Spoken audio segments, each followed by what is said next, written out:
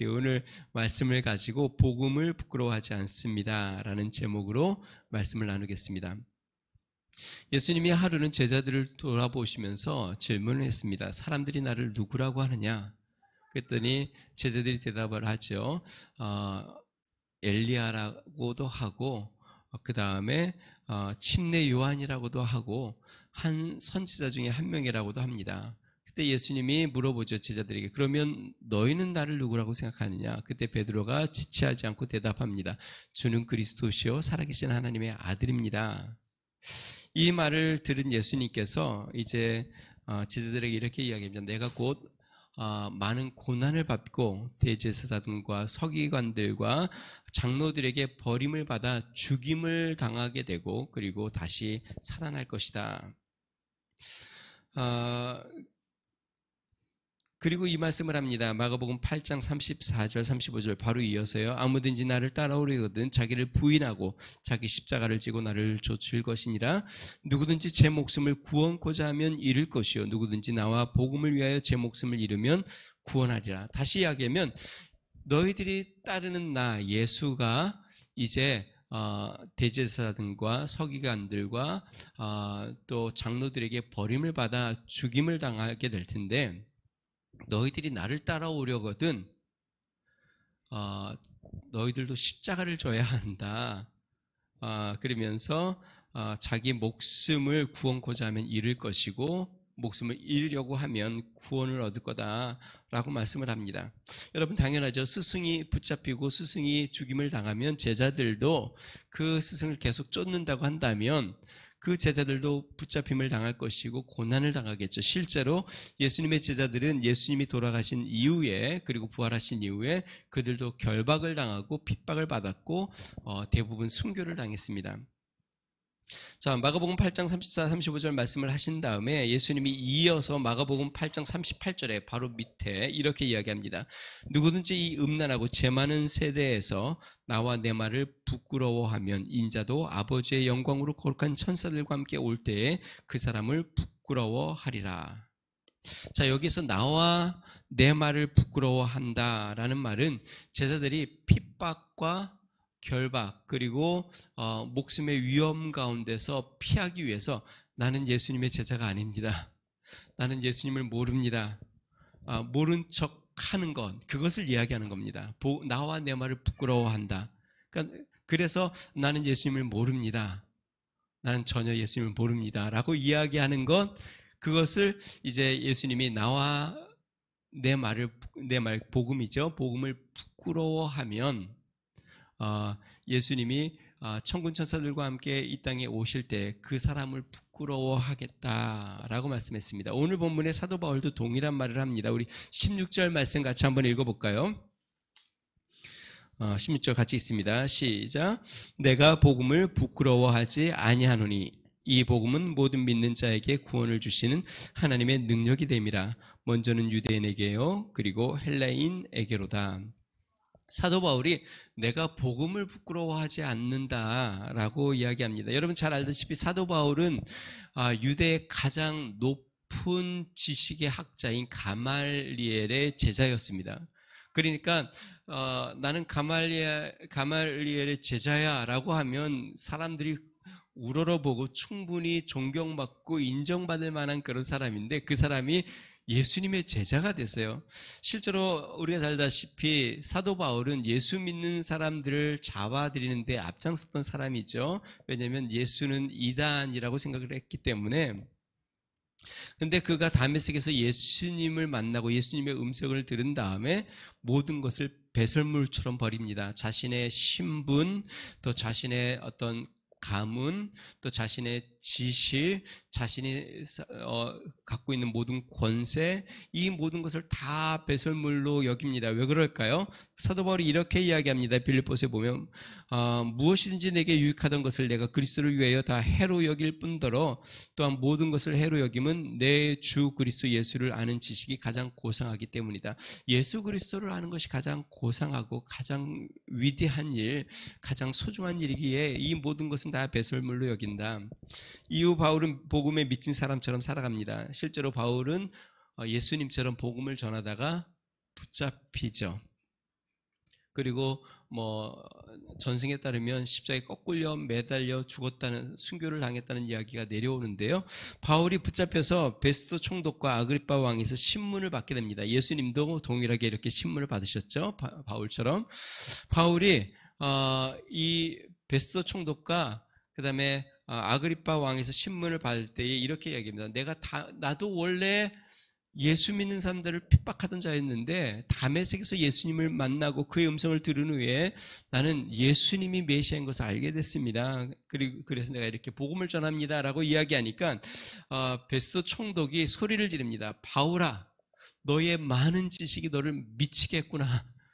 바울이 학문이 뛰어난 사람인데 너의 그 많은 지식이 너를, 간혹 그런 사람 있잖아요. 너무 많은 학문이 있어서 정신이 약간 이렇게 까닥하는 사람처럼 너가 지식이 너무 많아 미쳤구나. 그랬더니 바울이 그러죠. 제가 미친 게 아니라 온전한 말을 하는 겁니다. 그리고 아그리빠 왕에게도 바울이 이렇게 이야기하죠. 자신의 손에 지금 이제 결박이 된 것을 이렇게 보여주면서 아그리빠 왕이요, 지금 내 말을 듣는 이 모든 사람이 내가 이렇게 결박된 거 외에 모두 다 나처럼 되길 원합니다. 그러니까 사도 바울은 예수 그리스도를 만난 후에 예수 그리스도를 부끄러워하지 않았다는 것이죠. 만약에 예수 그리스도를 부끄러워했다면 그는 결박받거나 아니면 자신의 신분을 내려놓거나 생명의 위험을 당하거나 그러면은 아마 저 예수님의 제자 아니에요, 몰라요 라고 했을지 모릅니다. 예수님을 부끄러워한다라는 것은 다른 말로 복음을 부끄러워한다는 말은 다른 말로 예수님을 부끄러워한다라는 것과 같은 말입니다. 앞부분에 얘기했죠. 예수님이 나와 내 말을 부끄러워하는 자는 내가 이 땅에 다시 올 때에 그 사람을 부끄러워하겠다. 근데 오늘 성경 말씀에 사도 바울은 복음을 부끄러워하지 않는다. 그러니까 예수님과 예수님의 말씀, 복음을 부끄러워하는 것은 예수님을 부끄러워하는 것. 그래서 예수님을 드러내놓고 이야기하지 않는 것.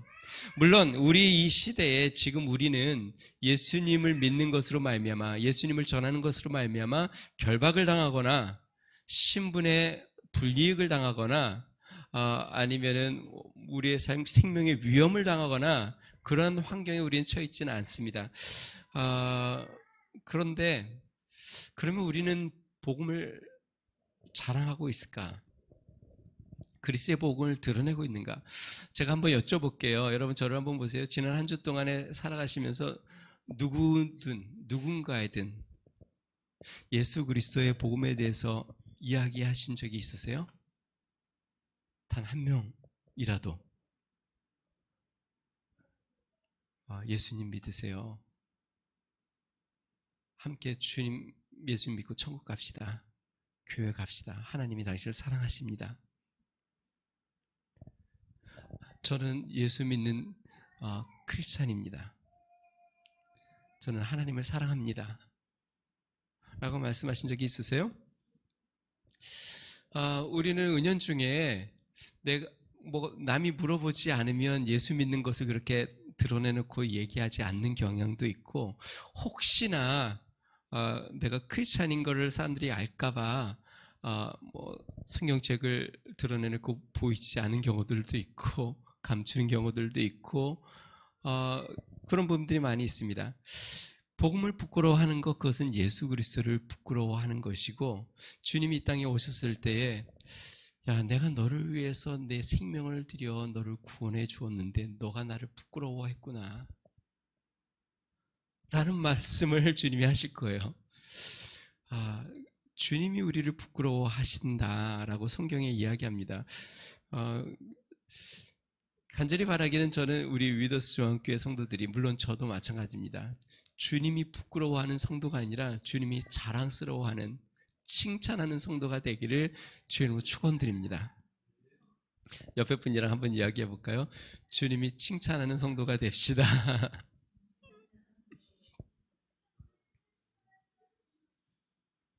주님이 오셨을 때에 부끄럽게 여기는 성도가 아닌, 주님이 정말 자랑스러워. 우리가 저번에 우리 성경에 한번 나눴죠. 욥에 대해서 사단이 세상을 다 둘러보고 왔을 때 우리 주님이 사단에게 이렇게 이야기하죠. 야, 너 동방의 욥을 보았느냐? 그 사람처럼 나를 경외하는 자가 없다. 우리 주님이 욥을 자랑스러워서 너무 욥이 자랑스러워 욥에 대해서 그렇게 이야기하는 것처럼 하나님이 우리 한 사람 한 사람을 보면서 그렇게 자랑스럽게 여기는 성도들이 되기를 주의 이름으로 축원드립니다. 주님을 자랑하지 않는 것은 주님을 부끄러워하는 것입니다. 사도 바울은 이렇게 이야기합니다. 갈라디아서 6장 14절 내게는 우리 주 예수 그리스도의 십자가 외에 결코 자랑할 것이 없으니 그리스도로 말미암아 세상이 나를 대하여 십자가에 못 박히고 내가 또한 세상을 대하여 그러하니라. 우리 주 예수 그리스도의 십자가 외에 결코 자랑할 것이 없으니 여러분 우리의 사람들과의 대화나 많은 이야기들을 보면 많은 부분 우리는 무엇인가를 어필을 하고 무엇인가를 자랑을 하고 또 무엇인가를 나타내고 뭐 아주 명확하게 드러내지 않는다 할지라도 뭔가 자기 자랑, 자식 자랑 아니면 자기가 소유한 무언가 자식의 지식 자랑 무엇이든지를 하고 있습니다. 말을 통해서. 그런데 사도 바울이 뭐라고 이야기했냐면 우리 주 예수 그리스도의 십자가 외에 결코 자랑할 것이 없으니 사도 바울이 이렇게 합니다. 나도 자랑할 것 찾으면 참 많다. 나도 히브리인 중에 히브리인이요. 나도 복음의 어떤 유대 종교에 대한 열심은 타 누구에 비해서 내가 부족함도 없고 나의 열심과 나의 학문과 나의 신분과 내가 자랑하려면 누구 못지않게 자랑할 것이 많다. 그런데 사도 바울은 그 모든 것을 나는 배설물로 여겼고 이제 주 예수 그리스도의 십자가 외에 결코 자랑할 것이 나에게는 없다. 그러니까 예수 그리스도밖에 난 자랑할 것이 없다. 그러니까 그는 예수 그리스도의 복음을 자랑하며 전하는 것이죠. 다시 이야기하면 주님을 자랑하지 않는 것은 주님을 부끄러워하고 있는 것이죠. 지난주에 성령 안에서 전도하세요라는 제목으로 말씀을 나누었습니다. 성령이 임하고 성령의 생수를 마시게 되면 나타나는 특징, 저를 한번 보실래요? 하나가 무엇이냐면 부끄러움을 넘어선다는 것입니다. 술 취하지 말라 방탕한 것이 오직 성령 충만을 받아 술 취하면 부끄러움을 잃어버리잖아요. 사람들이. 성령에 취하면 부끄러움이 사라집니다. 그러니까 복음을 전할 때 내가 이렇게 복음을 전하면 사람들이 무식하다고 하지 않을까. 지금 기독교에 대한 요즘은 얼마나 사람들이 안 좋은 이야기들을 많이 합니까? 크리스찬에 대한 욕을 또 얼마나 많이 합니까? 내가 예수님을 믿는다고 하면 사람들이 나를 대해서 뭐라고 할까?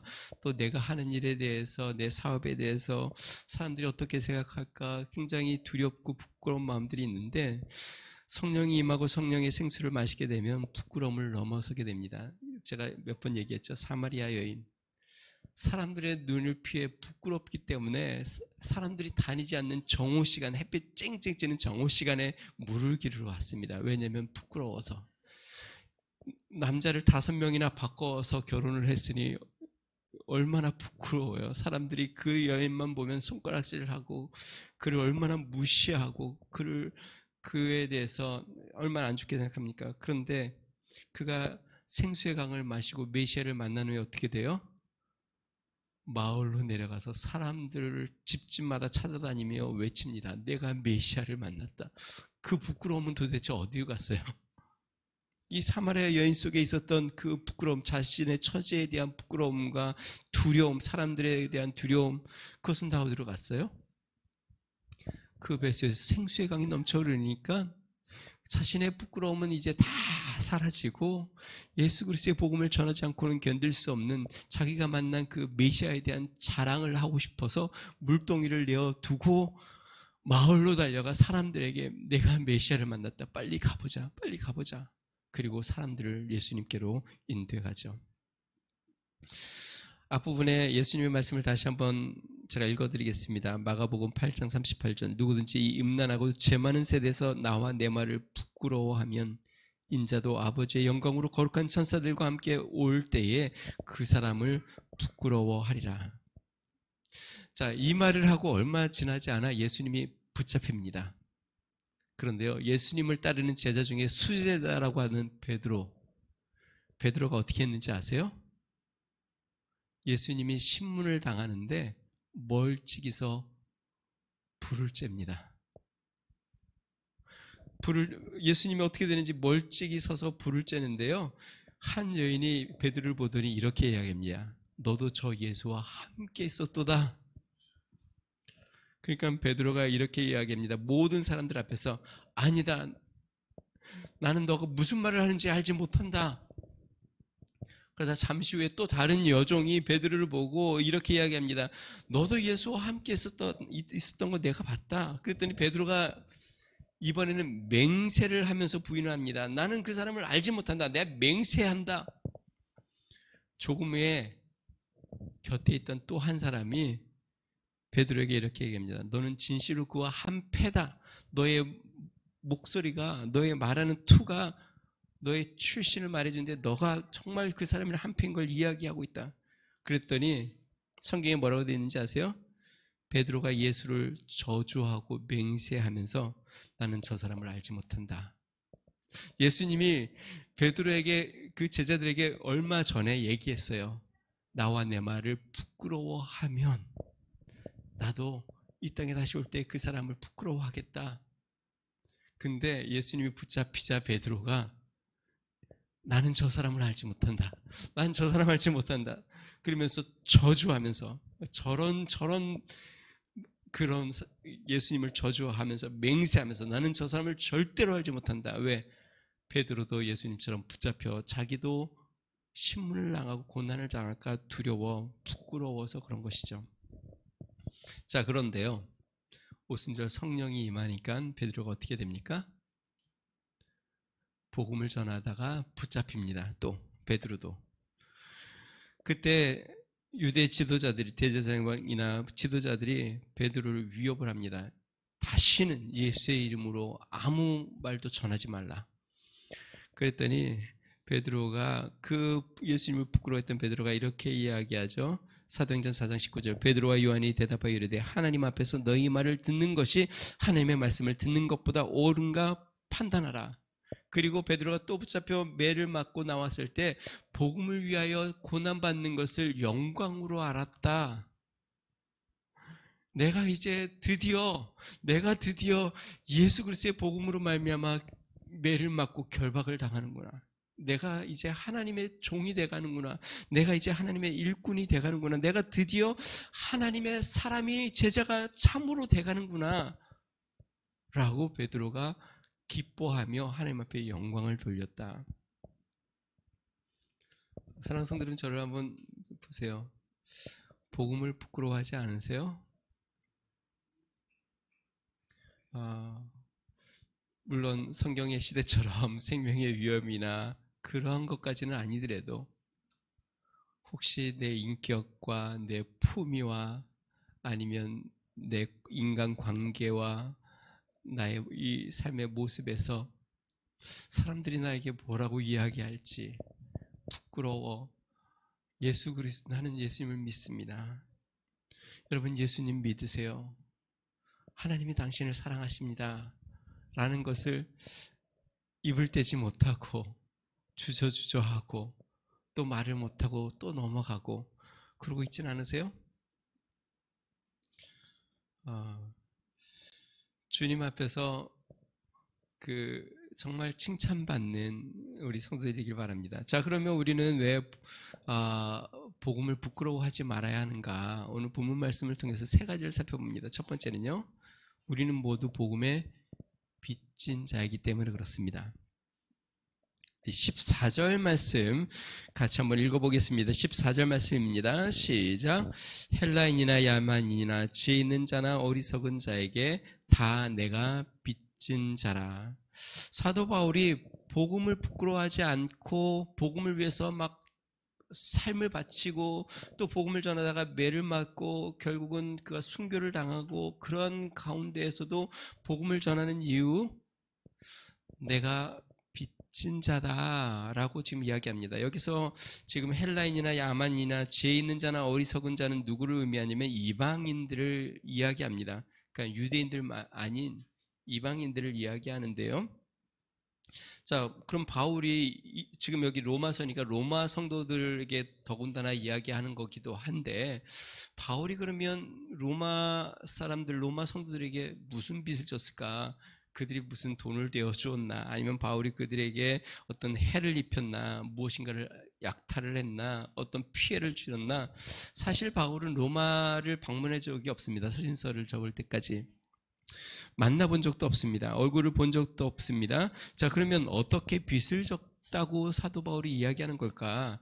여러분, 빚을 지는 경로는 몇 가지가 있는데요. 한 두 가지만 예를 들어 볼게요. 첫 번째, 제가 이은희 집사님에게 돈을 빌리고 아직 그만큼의 돈을 갚지 않았어요. 그럼 빚을 진 겁니다. 그렇죠? 두 번째, 이수정 권사님이 저에게 돈을 주면서 이거 이은희 집사님에게 줄 돈인데 좀 목사님 건네주세요 했는데 제가 건네주지 않고 있어요. 그러면 그것도 빚을 진 거예요. 바울이 빚을 졌다는 의미는 두 번째 의미와 가깝습니다. 하나님께서 바울에게 복음의 선물을 주셨고 구원의 은혜를 주셨고 그 다음에 그 구원의 은혜를 이방인에게 전하라고 부탁을 하셨습니다. 복음을 맡기셨다는 것이에요. 바울에게 이방인에게 복음을 전하라고 복음을 맡기셨어요. 그러니까 맡겼으면 어떻게 해요? 전해줘야죠. 안 전해주지 않으면 빚진 거죠. 바울에게 맡겨주셨는데 그 엄청난 복음의 능력, 구원의 역사, 생명을 살리는 일을 바울에게 맡겼는데 바울이 그것을 전하지 않으면 그것은 그들에게 빚을 지는 거예요. 왜냐하면 주님이 맡기셨으니까 바울에게.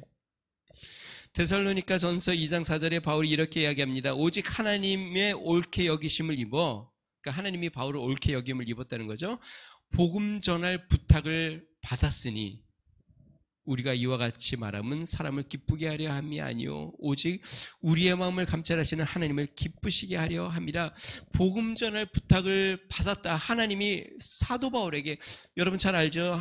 사도 바울을 하나님이 부르셨을 때, 다메섹에 부르셨을 때 사도 바울이 물어보죠. 내가 무엇을 하리까? 그가 이제 결국 받은 사명은 무엇이냐면 이방인에게 복음을 전할 사명을 그가 받죠. 하나님이 사도 바울을 부르신 이유, 이방인에게 복음을 전하, 그를 구원하여 그를 통하여 이방의 복음을 증거하기 위하여 사도 바울을 불렀습니다. 그러니까 복음 전할 부탁을 사도 바울에게 주님이 하신 겁니다. 그럴 때 사도 바울 마음속에는 이방인들에 대한 빚진 마음이 항상 있습니다. 내가 한 명이라도 더, 한 사람이라도 더, 한 지역이라도 내가 더 가서 이 빚을 갚아야 된다는 그 간절한 마음, 애달픈 마음, 그 마음을 갖고 그가 쉬지 않고 돌에 맞아도 또 죽을 것 같이 된 몸을 이끌고 또 나가 또 복음을 전하고 또 나가 또 복음을 전하고. 왜 그러냐면 이 빚을 갚아야 되기 때문에, 주님이 이 복음을 부탁하셨기 때문에. 빚진 자의 개념을 잘 알려면 예수님의 비유를 보면 알 수 있습니다. 한 사람이 임금에게 10,000달란트의 빚을 졌습니다. 10,000달란트는 아마 수억이 되는데요. 근데 이 사람은 도저히 그 빚을 갚을 능력이 되지 않아요. 그래서 임금 앞에서 이렇게 얘기합니다. 임금님, 저를 좀 참아주십시오. 제가 갚겠습니다. 그랬더니 임금이 생각하기에 아무리 참는다 해도 저 사람은 갚을 능력이 없으니까 그 임금이 그 빚을 모두 탕감해 줍니다. 이 사람이 그 많은 빚을 탕감을 받고 얼마나 기쁜지 콧노래를 부르며 춤을 추듯이 길을 가다가 자신의 동료를 만납니다. 근데 이 동료가 그 사람에게 100데나리온을 빚을 졌습니다. 한 2, 3천만 원 정도, 요즘 돈으로 하면. 그랬더니 이 사람이 10,000달란트 탕감받은 이 사람이 자기에게 100달란트 빚을 진 이 동료의 멱살을 붙잡고 너 왜 빚 안 갚아? 그랬더니 성경이 뭐라고 되어 있냐면 이 동료가 그 친구에게 엎드려 빕니다. 성경이 그렇게 나와요. 엎드려서 빌면서 친구 좀만 참아주게나, 어떻게든 내가 갚겠네. 그런데 이 친구가 더 이상 못 참아 하고 그를 감옥에 가둬버립니다. 이 소식이 임금에게 들리고 임금이 그 10,000달란트 탕감한 사람을 다시 그걸 옥에 가두는 장면이 성경에 나오는데요. 그러면서 성경 뭐라고 있냐면 그 만단한테 탕감을 해줬던 그 사람에게 이 악한 종아, 너가 빌기를 다하면 내가 빚을 모두 탕감해 주었거든. 내가 너를 불쌍히 여긴 같이 너도 내 동료를 불쌍히 여김이 마땅하지 않냐? 사랑성도 여러분, 하나님이 우리를 얼마나 불쌍히 여겼으면 자신의 하나밖에 없는 독생자 예수 그리스도를 이 땅에 보내 우리의 죄를 위해 돌아가시게 하셨고 우리를 용서해 주시고 구원해 주셨습니다. 그렇다고 한다면 빚진 자의 심정이라면 우리도 하나님을 알지 못하는 자들을 바라보면서 그러한 심정, 그 복음을 맡은 빚진 심정으로 나아가는 것이 맞는 것이죠. 물론 오늘 이 비유는 용서에 대한 비유인데요. 그런데 또 하나 이 비유는 천국의 비유입니다. 다시 이야기하면 이 비유는 빚진 자의 심정을 말해주는 비유입니다.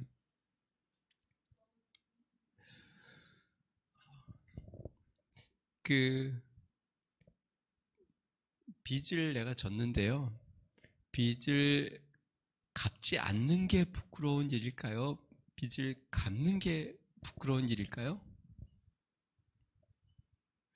갚지 않는 게 부끄러운 것이죠. 그러니까 복음의 빚을 우리가 졌는데 주님이 우리에게 땅끝까지 복음을 증거하라고 우리에게 부탁하셨으니까, 그러니까 복음을 우리에게 맡기셨으니까, 복음을 맡은 우리가 복음을 전하지 않으면 빚을 갚지 않는 것인데, 빚을 갚지 않는 게 부끄러운 것인데 빚을 갚는 행위, 복음을 전하는 것을 부끄러워하고 있어요. 반대로 대부분 많은 그리스도인들이 복음을 전하는 것을, 빚을 갚는 그 행위를 부끄러워하고 빚을 안 갚는 것을 부끄러워하지 않고 있다는 것을 보면 우리가 반대인 것을 보게 되죠. 사랑하는 성도 여러분, 빚진 마음으로 하나님의 큰 은혜를 받았다면 복음의 빚진 마음으로 살아가야 합니다. 왜 우리가 복음을 부끄러워하지 말아야 하냐면 주님이 우리에게 복음을 맡기셨기 때문에 그래요. 그 큰 은혜로 나를 구원해 주신 주님이 그 복음을, 생명의 복음을 나에게 맡겨주셨어요. 우리 자녀에게 전하라고, 우리 부모에게 전하라고, 우리 이웃에게 전하라고, 내가 만나는 친구들에게 전하라고, 내가 만나는 사람들에게 이 예수 그리스도의 생명의 복음, 내가 거저받은 이 복음의 빛을, 나도 거저받았으니 거저준다고 이야기한 것처럼 거저주라고 우리에게 맡겨주셨어요. 그러니까 우리는 빚진 자예요. 그러기 때문에 사도 바울은 내가 이 복음을 부끄러워하지 않는다. 나는 빚진 자다. 나는 모든 이방인들에게 빚진 자다. 부끄러워할 수 없다. 혹시 내가 이 복음을 전하다가 매를 맞고 결박을 당하고 내 목숨이 빼앗긴다 할지라도 나는 이 복음을 부끄러워하지 않는다고 지금 사도 바울은 이야기하고 있는 것입니다.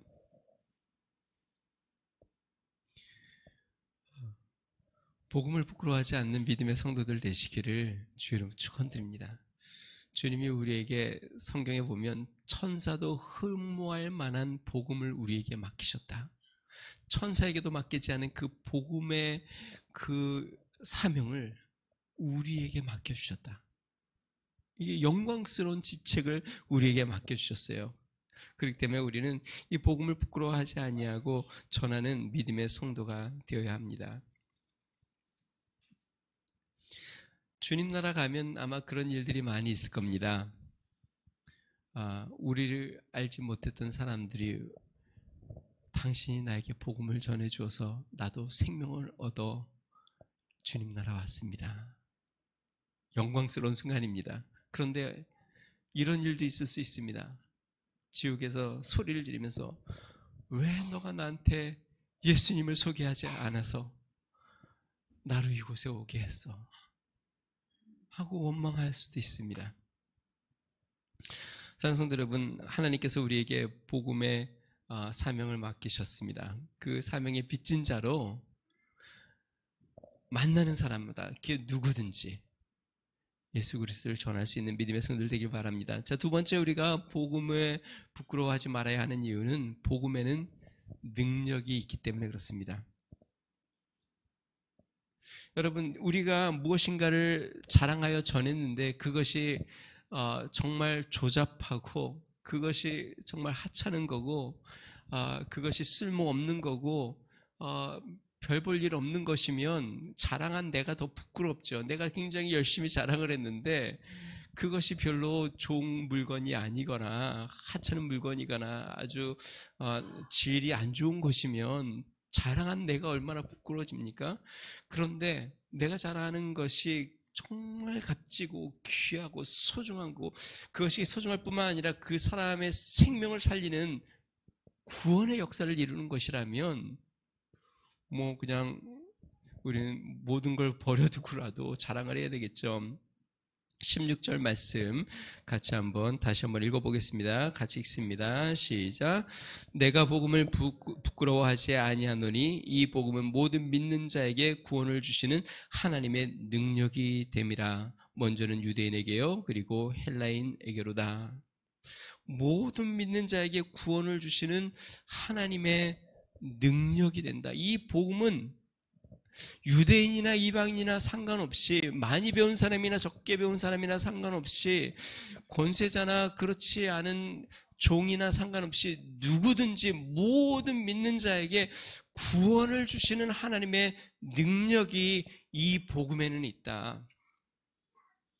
가난한 사람도 이 복음을 들으면 예수님으로 말미암아 구원을 얻어 그 삶의 자유를 누리고, 죄인도 사형수도 이 복음을 들으며 구원을 받아 그 마음의 양심의 자유와 평안을 얻어 영원한 하나님 나라를 소유하게 되고, 그 어떤 자도 정치범이든 경제범이든 누구든 어떠한 사람이든 학자든 무식한 사람이든 상관없이 이 복음만 믿기만 하면, 누구든지 상관없이 다 구원을 주시는 하나님의 능력이 이 복음에게 있다. 우리는 간혹 처지가 연약한 사람들, 또 어려운 사람들에게는 그나마 좀 복음을 전하는 걸 쉬워하고, 나보다 밑에 사람, 근데 성경에는 여기 사도 바울이 이야기한 것처럼 지혜잖아, 그렇지 않은 자나, 아무리 높은 지식이나 또 학력이나 높은 권세를 가진 자나 많은 재물을 가진 사람이나 기업의 총수나 정치인이나 아무도 상관없이 누구든지 예수 그리스도를 믿기만 하면 영원한 구원의 생명을 얻는 능력이 이 복음 안에 있기 때문에, 사도 바울은 그래서 아까 얘기한 것처럼 베스도 총독 앞에서도, 그 다음에 아그리파 왕 앞에서도 나처럼 되길 바랍니다. 당신도 나처럼 되길 원합니다. 내가 지금 결박된 거 빼고 당신도 나처럼 되기를 바랍니다.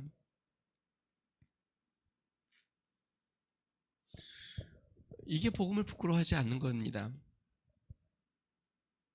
내가 누구를 만나서도, 상사 앞에서도, 또 재력가 앞에서도 당당하게 당신도 나처럼 되기 원합니다. 당신도 나처럼 예수님을 만나 영원한 영생을 얻고 생명을 얻고 하나님의 자녀가 되어 천국을 소유하고 복음의 기쁨을 누리는 나와 같이 되기를 내가 바랍니다.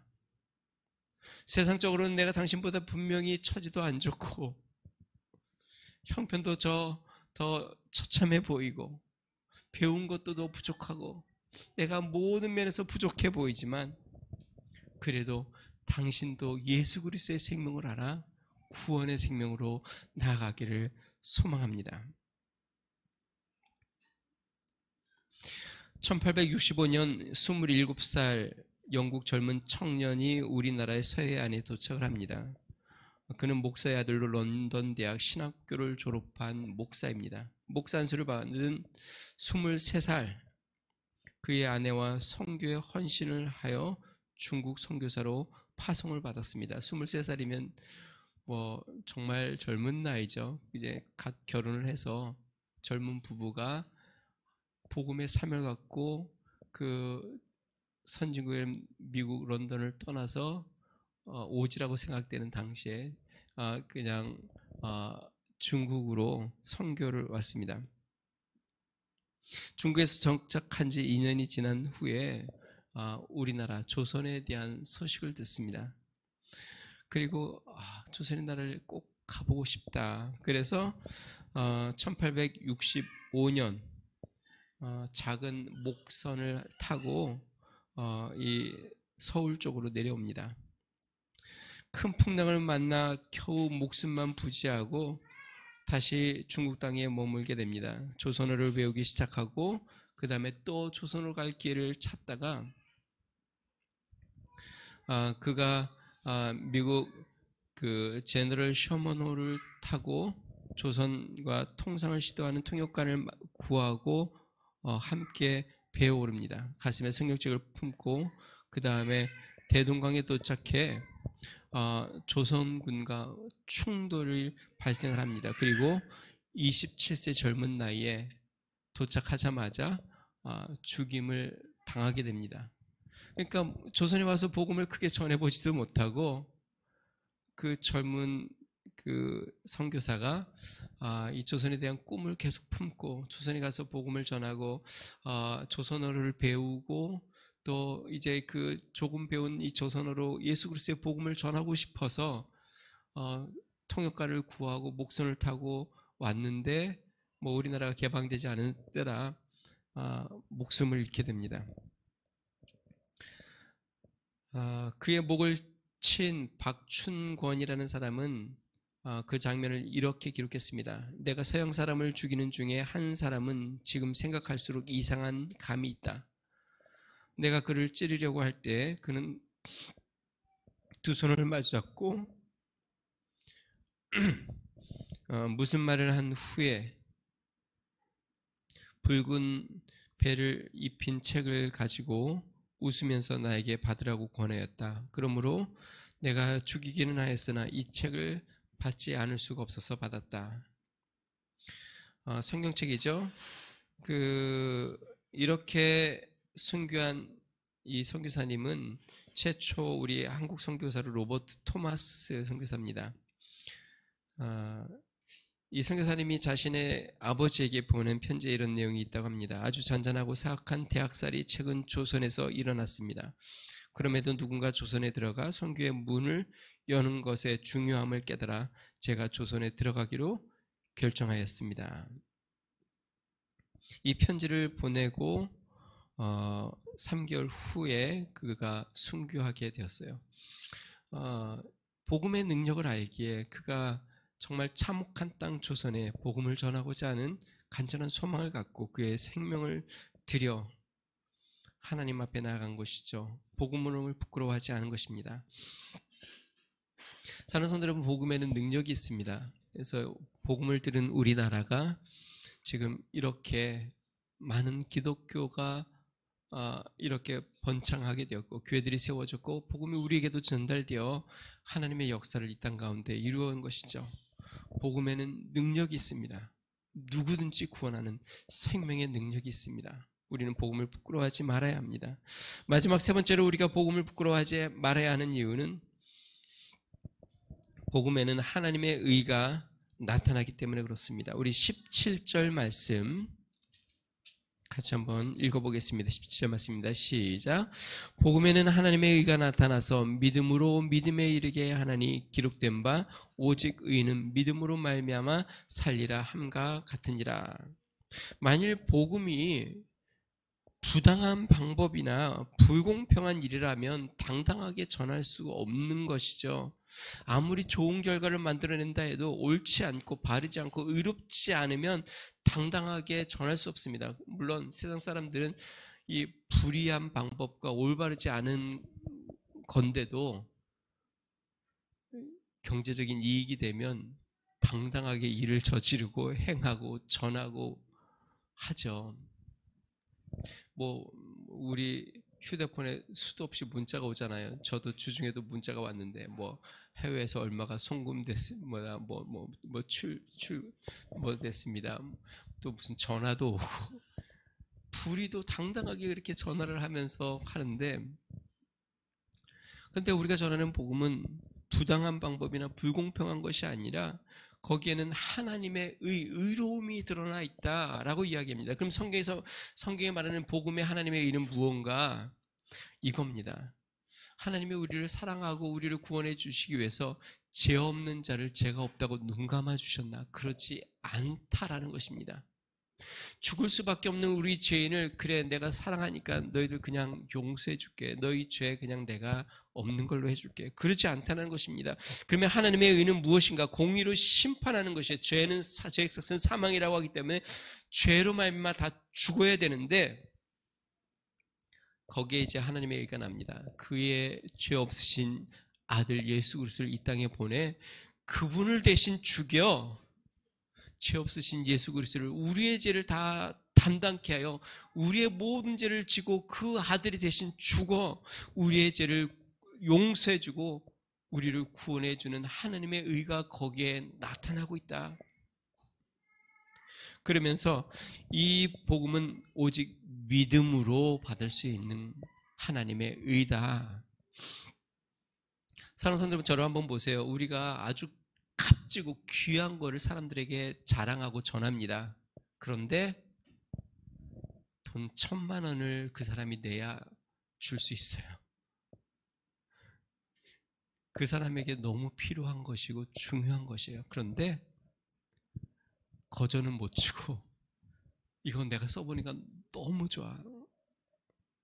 소망이 없는 나에게 소망을 주었어. 내 인생을 통째로 바꾸었어.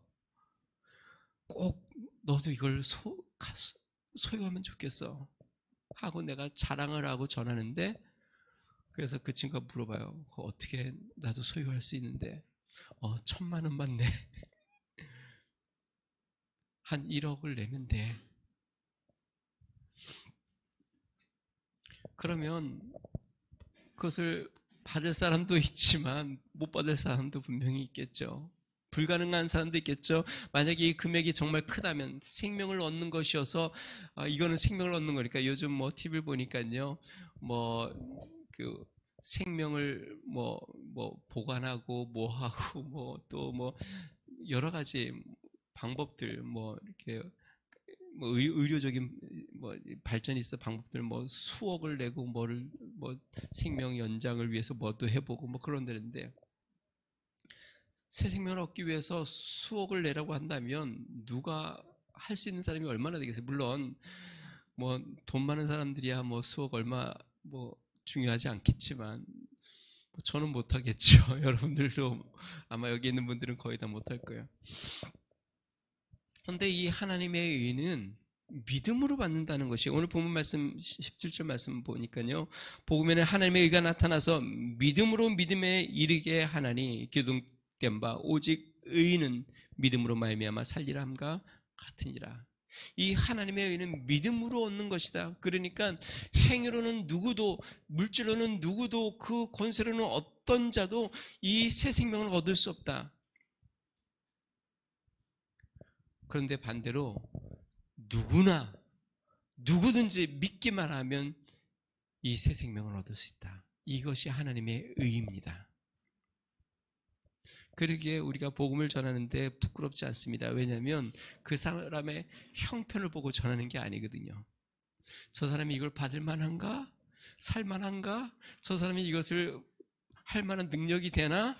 만약에 그거를 따지고 내가 복음을 전한다면 전할 수 있는 사람이 정해지겠죠. 어떤 사람은 아무리 전해도 못 받을 사람이 있고 어떤 사람은 아무리 전해도 받을 사람이 있고 구별이 되겠죠. 그런데 이 복음은 누구나 믿기만 하면 누구든지 믿기만 하면 구원을 주시는 하나님의 의가 이 성경에 나와 있기 때문에 복음에 있기 때문에 그렇기 때문에 우리는 누구에게나 복음을 전하는 것입니다. 사랑하는 성도 여러분, 이번 한 주를 살 때에 누구든 상관없습니다. 여러분들이 만나는 분들에게 예수 그리스도를 전하시기를 주로 축원드립니다. 아멘 한번 해보세요.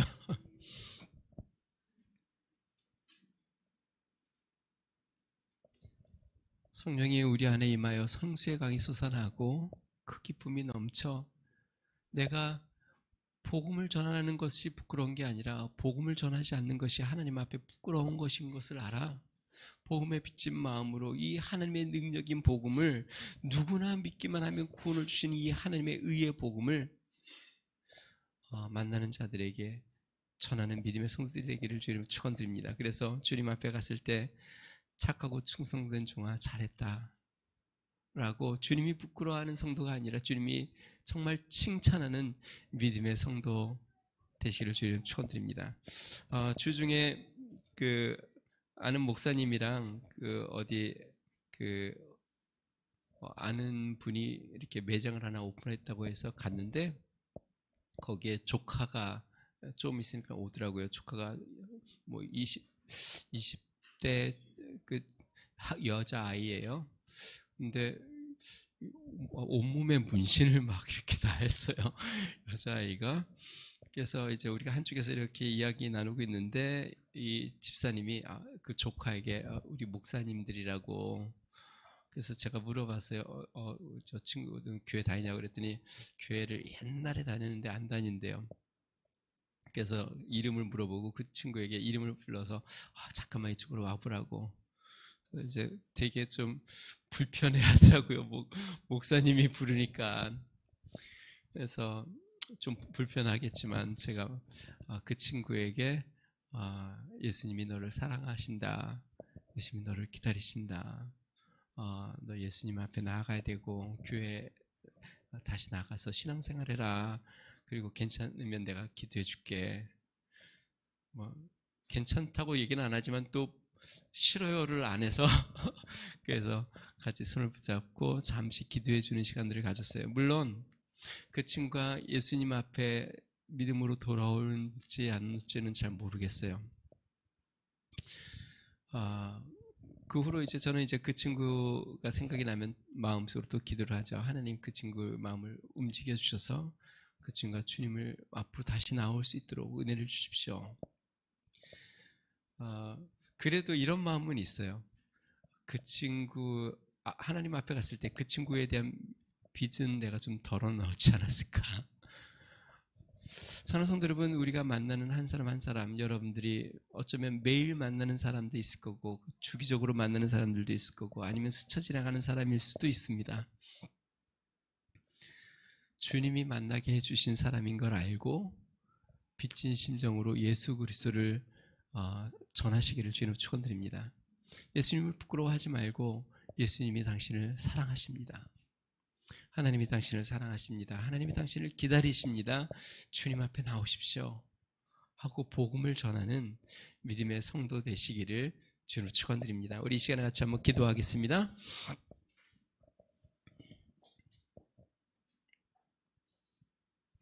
예수님께서 제자들에게 너희들이 사람들 앞에서 나와 내 말을 부끄럽게 여기면 나도 천사들과 함께 이 땅에 올 때 너를 부끄럽게 여기겠다 라고 말씀하셨고, 사도 바울은 내가 복음을 부끄러워하지 아니한다 라고 이야기했습니다. 사랑하는 성도 여러분, 우리가 소유한 이 생명, 이 복음은 놀라운 능력, 생명의 능력, 구원의 역사입니다. 복음을 부끄러워하지 않는 믿음의 성도 되기를 위해서 우리가 기도합니다. 하나님, 내가 복음을 부끄러워하지 않는 성도 되어 만나는 사람들에게 예수 그리스도를 알리고 전하는 믿음의 성도가 되도록 은혜를 더해달라고 우리 같이 한번 기도하겠습니다. 좋으신 하나님 아버지, 감사합니다. 사도 바울이 내가 복음을 부끄러워하지 아니하노니 이 복음을 모든 믿는 자에게 구원을 주시는 하나님의 능력이 됨이라고 이야기한 것처럼 능하신 하나님, 예수 그리스도의 복음을 부끄러워하는 성도 되지 않게 하여 주시옵소서.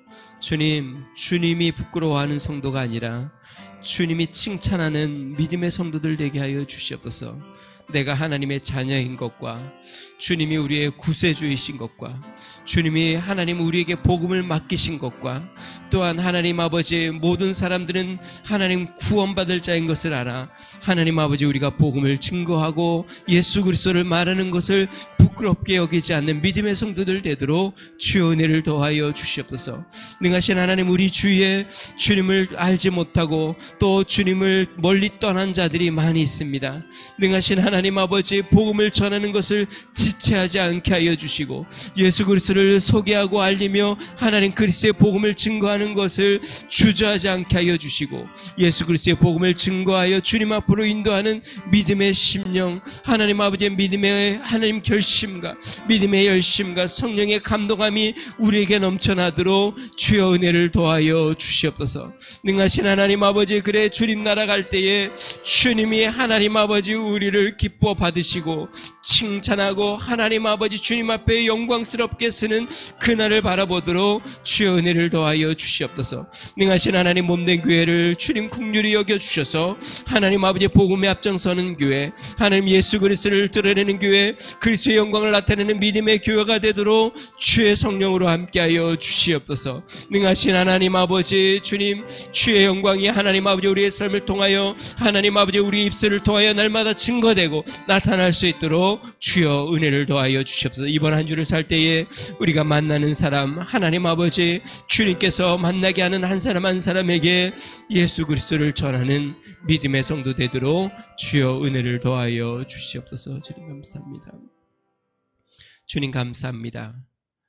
사람들 앞에서 나와 내 말을 부끄러워하면 나도 영광 중에 이 땅에 올 때에 너희를 부끄러워하리라 말씀하신 주님, 능하신 하나님 아버지, 복음을 부끄러워하지 아니하는 믿음의 성도 되게 하여 주시옵소서.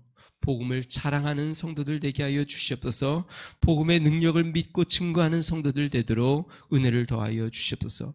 주님이 우리에게 복음을 부탁하셨사오니 빚진 마음으로 하나님 아버지 복음을 전하게 하여 주시옵소서. 이번 한 주를 살아갈 때에 하나님이 만나게 하는 사람들에게 예수 그리스도의 복음을 전하고 하나님의 사랑을 나누는 믿음의 입술의 고백이 되도록 은혜를 더하여 주시옵소서. 이제는 우리 주 예수 그리스도의 은혜와 하나님 아버지 무한하신 사랑과 성령님의 감동 감화 내주 충만케 하시는 종이 예수 그리스도의 복음을 부끄러워하지 아니하고 주님 앞에 가는 그날까지 복음을 자랑하며 살기로 결심하는 믿음의 성도, 가정과 교회와 나라와 민족 위에 이제로부터 영원토록 함께 하시기를 간절히 축원하옵나이다. 아멘.